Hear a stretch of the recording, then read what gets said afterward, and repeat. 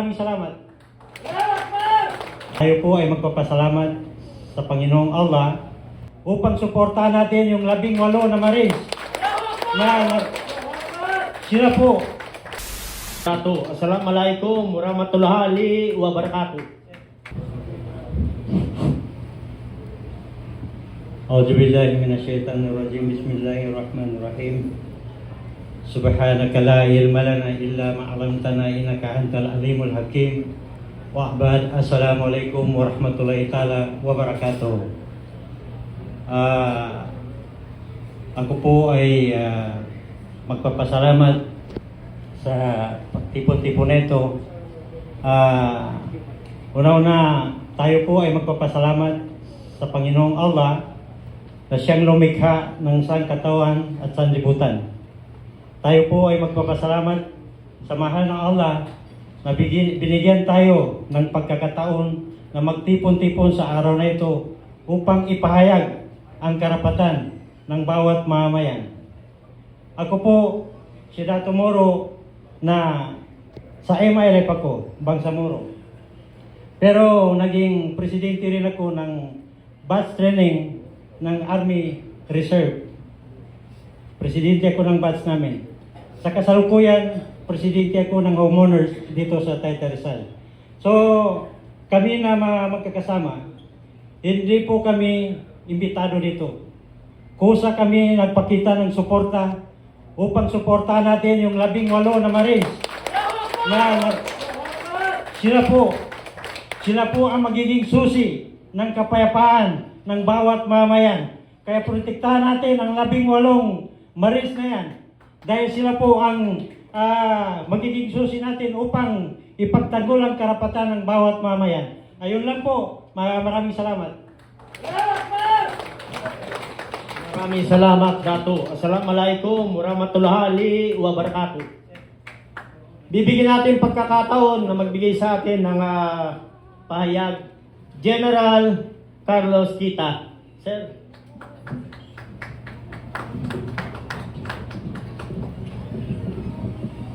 Maraming salamat sa inyo lahat sa pagdalo niyo dito sa event na ito. Yun nga lang, hindi po nakarating yung ating dapat parangalan except yung sa anak ni Colonel Munggao, no? Anyway, bakit kami nandito at bakit patuloy ang aming laban, no?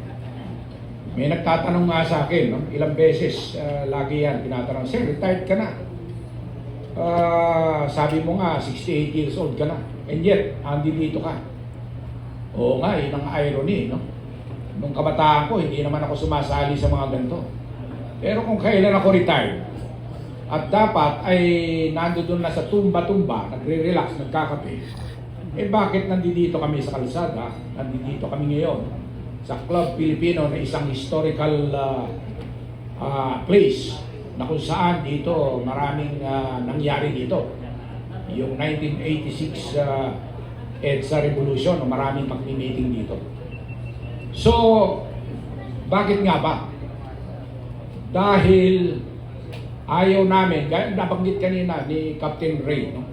Valeros, na isang beses lang tayo mabubuhay sa mundong ito. And wala na ulit, no? So, hindi namin maatin na pag nawala kami dito sa mundong ito, yung mamanahin ng aming mga anak, ng aming mga apo at mga apo ng ating mga ay wala nang Pilipinas. Kasi sa kasalukuyan ang nangyayari ay talagang hindi na matanggap ng kahit sinong Pilipino, except yung mga natatapalan ng mga maleta, yung mga binibenta ang kanilang prinsipyo. Maganda nga at eto may mga nagkaso na sa 18 at saka sa iba pa na nagsasalita. Bakit maganda?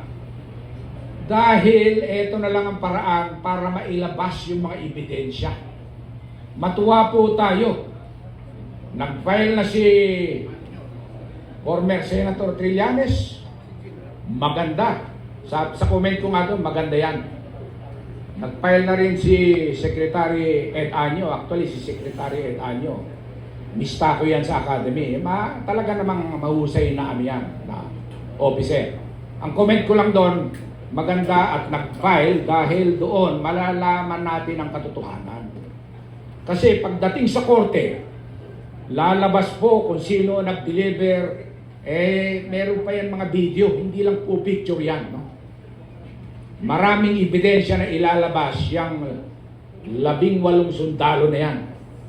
Kaya discharge man sila honorably or dishonorably o nag-retire ng maayos. Ang mahalaga yung katotohanan. Yung iba nga dyan, nagsasabi na imbis na imbestigahan hinahanapan ng butas. Gumagamit pa ng statistics, ng mathematics, na imposible raw. Dahil ilang delivery raw yan kung 800 billion. Hindi naman sinasabi ng mga Marines na yon, ang total ng dineliver nila ay 805 billion. Hindi naman. Ang sinasabi nila, ang pinapatotohanan nila, ay yung mga dineliver nila kung ilang maleta. So yun po ang pinapatotohanan nila kung ilan yon. So para malaman ang katotohanan, tama po yan. Sa kaso, lalabas. Sa hustisya o sa korte, lalabas po yan. Kaya po ang hiling po namin sa lahat ng mga nakikinig sa ating mga 18 kasundaluhan at iba pa, sa ating mga retired, sa ating mga aktibo, sa ating mga iba't ibang sektor, yung mga vloggers na nandito, yung sa mga mainstream media, ilabas lang po natin ang katotohanan. Yun po ang mahalaga. Sabi nila, the truth will set us free. No? So, panghuli, nabasa ko kahapon o napakinggan ko kahapon, etong si spokeswoman Colonel Padilla, minamaliit yung ating manifesto. Yung mga ilang daan, sa ngayon nasa mga 500 plus pa lang naman. No? At parami pa yan ang parami. Marami nagte-text. No? Sir, isama mo kami dyan. In fact, yung dati kong brigade commander, si Deputy Brigade Commander, si General Johnny Macanas. Napanood ko ulit yung Johnny, thank you sa pagsuporta, no? Na-i-vlog mo nga. At marami siyang mga pangalan na binanggit, no? So napakagaling na officer yan. Talagang kinasuhan din yan, pero hindi nag-materialize yung kaso sa kanya. Dahil nagsasabi po siya ng totoo. So, importante po yun. Balik ko lang yung sinabi ni Colonel Padilla. Minamaliit yung manifesto. Pinagyabang niya yung AGPO. No? Ang AGPO raw, libo-libo ang miyembro. Hindi po lahat automatic nagiging miyembro ng AGPO. Ako, hindi po ako member. General po ako, pero hindi ako member ng AGPO. Kasi may babayaran ka pa doon, 10,000 pesos. Pero ang hamon ko sa kanya, sabi ko, yung pumirma sa AGPO, mga opisyal yan ng AGPO. Pero subukin mong papirmahin yung membro niyan, yung libo-libong member ng AGPO na sumusuporta sila sa administrasyong ito na alam na kurap. Ewan ko kung may pipirma dyan. Yun lang, mag-stick tayo sa katotohanan. Maraming po salamat.